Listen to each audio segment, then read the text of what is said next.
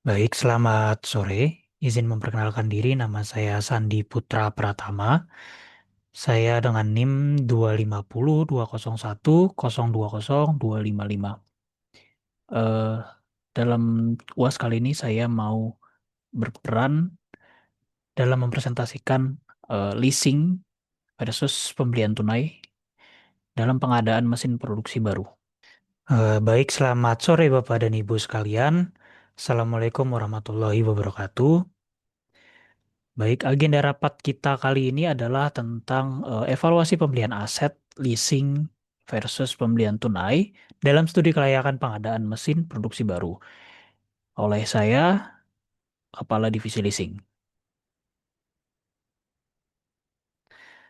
Baik, latar belakang adanya evaluasi ini adalah untuk memenuhi kebutuhan mesin produksi baru.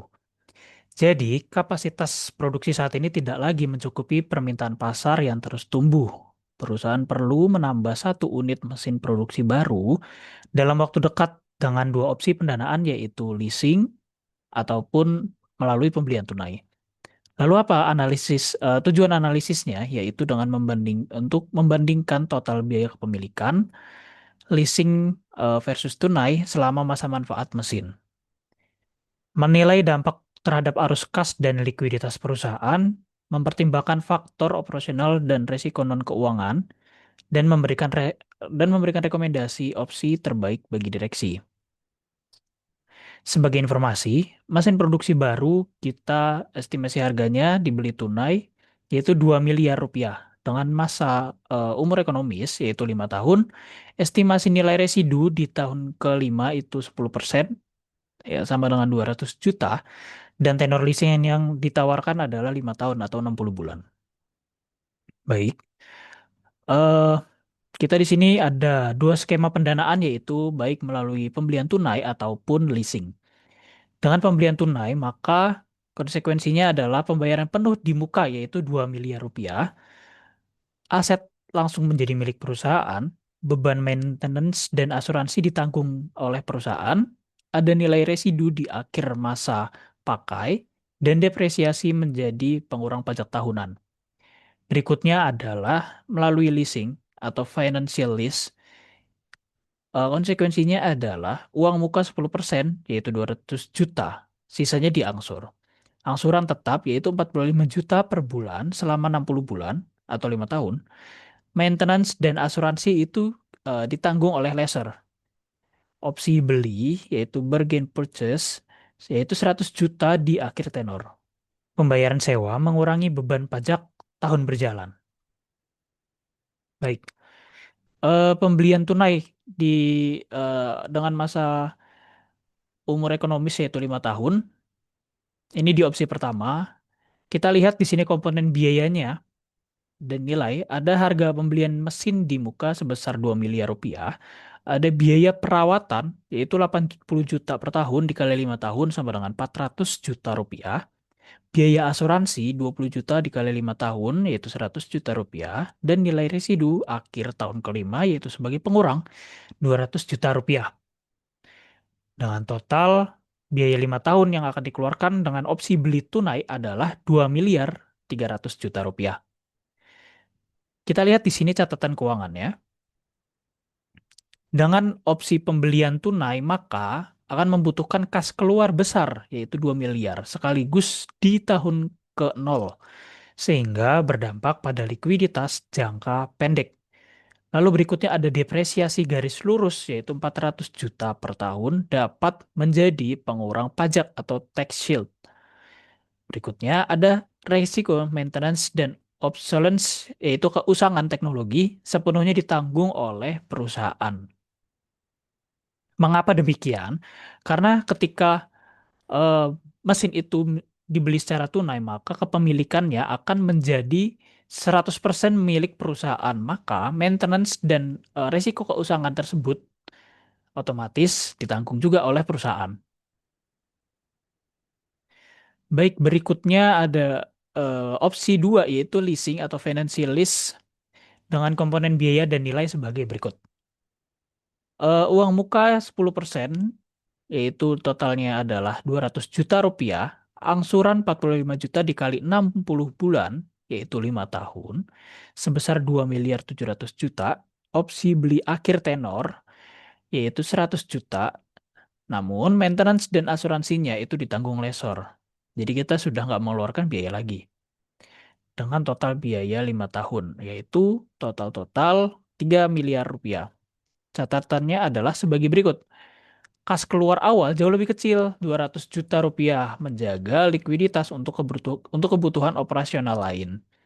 Jadi berbeda dengan pembelian tunai tadi, kalau pembelian tunai tadi itu langsung di awal itu langsung keluar uangnya itu sangat banyak, yaitu 2 miliar rupiah. Nah, beda dengan leasing, yaitu dengan opsi mencicil, yaitu sewa, sebesar 200 juta rupiah di awal. Tentunya sisanya akan bisa dimanfaatkan oleh perusahaan. Berikutnya adalah seluruh angsuran leasing umumnya dapat dibebankan sebagai biaya operasional, yaitu mengurangi PPh tahun berjalan.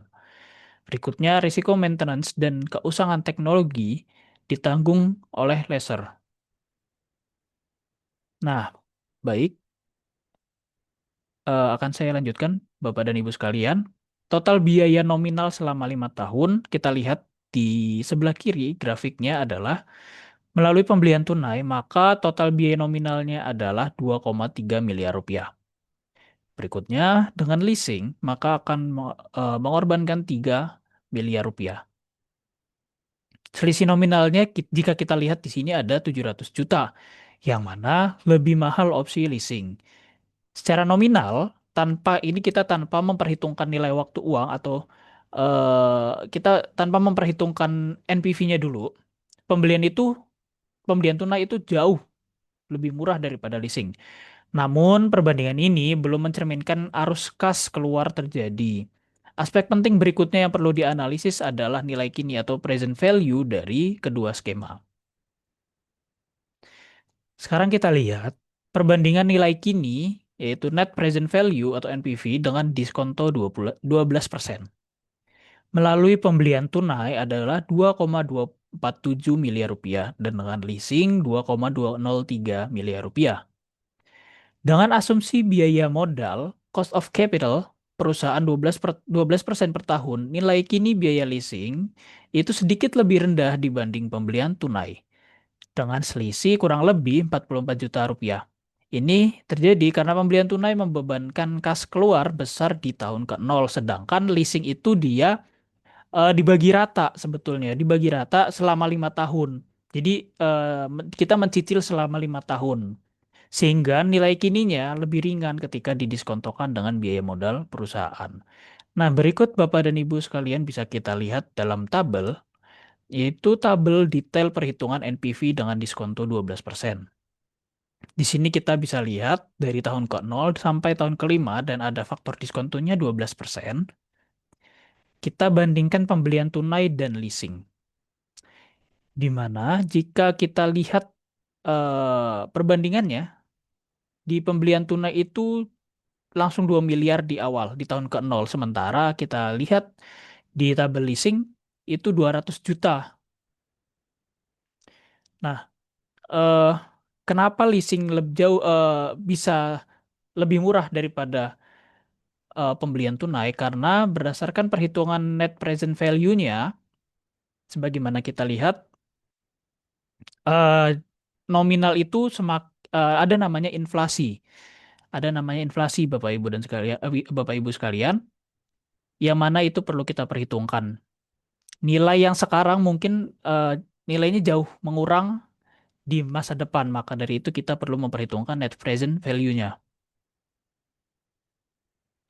Berikutnya ada profil pengeluaran kas per tahun. Kita lihat tabelnya, kita lihat grafiknya. Di tahun ke-0 itu eh, yang pembelian tunai itu langsung mengeluarkan 2 miliar rupiah, sementara yang tahun ke-0-nya leasing itu 200 juta rupiah. Nah, jika kita lihat eh, kalau pembelian tunai itu besar di awal, namun setelahnya itu kecil biaya pengeluarannya. Sementara di leasing itu hampir merata, teman-teman. Rekan-rekan sekalian, Bapak dan Ibu sekalian, hampir hampir merata untuk biayanya. Nah, mengapa ini penting? Beli tunai butuh 2 miliar kas di tahun ke-0 berpotensi mengganggu modal kerja. Sementara leasing hanya butuh 200 juta di muka, sisa 1,8 miliar rupiah dapat dipakai untuk kebutuhan operasional lain. Berikutnya, leasing memberikan kepastian pengeluaran, yaitu angsuran tetap yang memudahkan penganggaran. Nah, baik Bapak dan Ibu sekalian, kita perlu mempertimbangkan operasional dan risikonya dari kedua opsi tersebut. Kita lihat di sini, pembelian tunai, kelebihannya adalah kepemilikan penuh dan aset di neraca perusahaan. Berikutnya ada bebas memodifikasi atau penggunaan tanpa batas kontrak. Kenapa? Karena berkaitan dengan poin pertama yaitu kepemilikan penuh.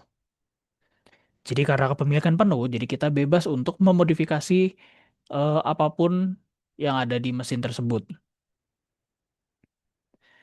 Kekurangannya adalah likuiditas tertekan di awal. Kenapa? Karena seperti yang tadi saya jelaskan, melalui pembelian tunai akan mengeluarkan uang yang lebih banyak daripada opsi leasing di awal di tahun ke-0. Berikutnya, risiko keusangan teknologi ditanggung sendiri dan beban perawatan menjadi tanggung jawab internal. Sementara kita lihat, leasing kelebihannya adalah menjaga likuiditas dan fleksibilitas modal kerja, maintenance dan risiko keusangan sebagian ditanggung lesser. Berikutnya, mudah upgrade ke mesin baru di akhir tenor. Jadi begini, eh ketika mesin itu rusak, maka yang bertanggung jawab adalah lesser, bukan bukan penyewanya. Kenapa? Karena itu masih dalam tanggung jawabnya lesser. Jadi ketika ada kerusakan atau maintenance, kita tinggal melakukan komunikasi, kita tinggal berkomunikasi ke lesser. Nah, kenapa mudah upgrade ke mesin baru? Karena lesser memberikan opsi tersebut selama kita menyewa barang-barang milik lesser. Jadi ketika misalkan ada upgrade apa yang mesinnya yang lebih canggih gitu, itu kita bisa upgrade ke mesin yang lebih canggih tersebut. Berikutnya kekurangannya adalah total biaya nominal lebih tinggi dan terikat kontrak jangka panjang, komitmen tetap. Nah, kesimpulan dan rekomendasinya, leasing direkomendasikan sebagai opsi utama. Kenapa? Karena ada 4 alasan, yaitu yang pertama, nilai kini biaya lebih rendah. NPV leasing sebesar 2,203 miliar rupiah, sedikit lebih rendah daripada beli tunai, yaitu 2,247 miliar rupiah pada diskonto 12%.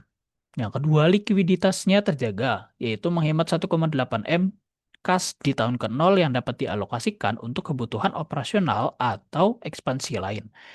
Risiko lebih rendah, yaitu maintenance, asuransi, dan risiko keusangan teknologi sebagian ditanggung pihak lesser. Yang keempat, fleksibilitas jangka panjang, yaitu opsi beli di akhir tenor memberikan keleluasaan untuk upgrade ke teknologi yang lebih baru. Nah, berikut asumsi kunci dan langkah selanjutnya, yaitu harga mesin tunai 2 miliar rupiah, umur ekonomis 5 tahun, nilai residu 10% di akhir tahun kelima, biaya modal atau discount rate perusahaan itu 12% per tahun, maintenance dan asuransi beli tunai yaitu 100 juta per tahun, leasingnya itu DP 10%, angsuran 45 juta per bulan, opsi beli 100 juta. Berikutnya, belum memperhitungkan efek pajak penghasilan badan secara rinci. Nah, langkah selanjutnya yang perlu kita lakukan adalah minta penawaran resmi dari minimal 2 sampai 3 vendor mesin dan perusahaan leasing. Tujuannya untuk apa? Tujuannya adalah untuk membandingkan.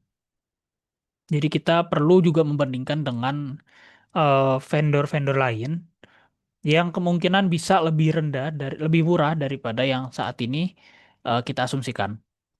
Berikutnya, konfirmasi biaya modal aktual perusahaan bersama tim keuangan, kaji dampak pajak yaitu PPN, PPh, insentif untuk masing-masing skema, dan ajukan keputusan final kepada direksi untuk persetujuan anggaran. Nah, mungkin itu saja Bapak Ibu sekalian yang bisa saya sampaikan untuk menjadi bahan pertimbangan dalam kegiatan evaluasi skema pembelian mesin kali ini. Baik, terima kasih. Saya kembalikan